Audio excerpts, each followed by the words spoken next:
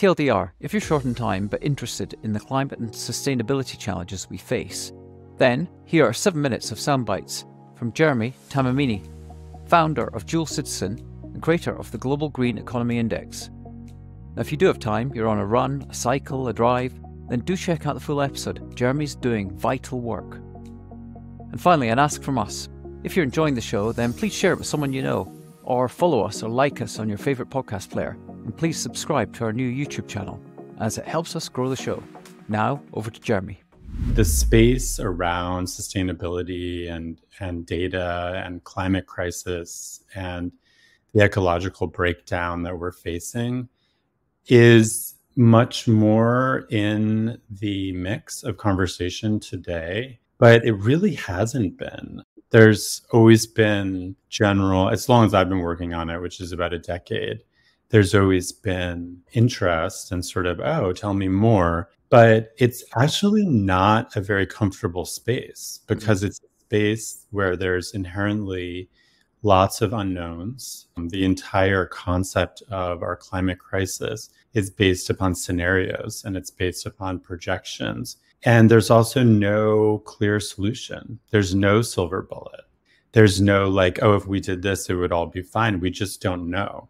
So professionally, I would say is a space of discomfort that perhaps will last, the rest of my career. I think on a professional level, I was influenced a lot by my grandfather, which is ironic because my American grandfather died when I was 5. So I didn't know him well. I remember moments with him, but in that sort of very young way where they're not crystal clear and the conversations weren't necessarily that in depth. Like he was a systems thinker around the very issues that I work on. He was a lot of things in his career. And one of the direct links was that while he was a professor at MIT later on in his career, introduced Jay Forrester, who was a systems modeler, to the Club of Rome in the early 1970s. And that collaboration, along with various other contributors and authors, led to the publication of Limits to Growth, a very interesting book and something that I think is at the very center of what I'm working on, what we're dealing with as a society today. Limits to Growth is based on modeling in the early 70s around the intersection of human population growth, resource use, and the earth, and kind of what that all looks like as time passes. And projections were that 40 to 50 years from that point, which is now, things would really start breaking down. The green economy approach to this topic is a system-wide approach. So we're not just looking at emissions. We're not just looking at biodiversity. We're not just looking at renewable energy installation or, green investment. We're looking at this entire system as a whole. But this general idea that we have an environmental and a social and an economic piece to the green economy, and that we can look at that system through these different dimensions, as I call them, does have quite a bit of academic analysis behind it, lots of NGO analysis, and then today, thankfully, a lot of work in the private sector around what that looks like in companies, what it looks like from the perspective of investing, et cetera. As we rounded the corner into the 2020s, I realized that we're falling behind, we're way behind. There was a lot of learning and a lot of target setting and a lot of testing in the 2010s, which is natural given what a new, complicated topic it was. But then time started to pass and you're kind of like, well, is progress being made or not? And that was a big driver in the Global Green Economy Index to start to define rankings around this idea of progress and distance from targets. Because if you don't have that type of accountability in your measurement framework, it's not entirely clear what your results are saying. I mean, I can measure all kinds of things. And if I'm just doing a relative ranking, I can say Jeremy is the #1 tennis player in the world compared to Mark. Well, Mark might not play tennis. So you're not really saying something just by speaking relatively or measuring relatively. You're saying a lot more, especially around this topic, when you're looking at progress. So you're looking at the rate of progress too, because new analysis that's starting to come around carbon emissions, for example, is starting to be able to quantify for different countries the rate of decarbonization that's necessary annually to reach certain targets like Paris goals, et cetera. So we're starting to really connect what's happening year to year versus what needs to happen to get to a certain point.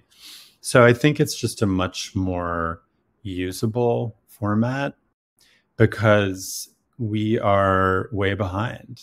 I mean, there's 18 different topics to speak to, but if we speak to the most sort of obvious one, the one that gets the most attention around emissions, not one single country today has policies in place aligned with the 1.5 degree trajectory, meaning they may have targets, they may have rhetoric, they may have all kinds of contributions to COP meetings and things like that. But the analysis looks at actually our policies in place on the governmental level to transform these economies on these lower emission pathways. And currently, not one country does. Terrifying and completely unacceptable that we're not 1 year after Paris. We're almost 8 years after the Paris Climate Agreements. Not all, but many large economies are decarbonizing in the sense that they are reducing the carbon intensity of their economies. The problem is this is a collective action problem. This is a problem that is all about what we do as a global community. And so there's all kinds of other places where emissions are increasing, and there's all kinds of equity questions around that as well. So this more targeted question around paradox. So this idea that we can observe so many examples of positive momentum in terms of overall public awareness, in terms of governmental awareness, in terms of private sector activity and innovation, in terms of activism, in terms of product development, in terms of renewable energy pricing. I mean, the list goes on and on of the real momentum that has developed around addressing the climate crisis.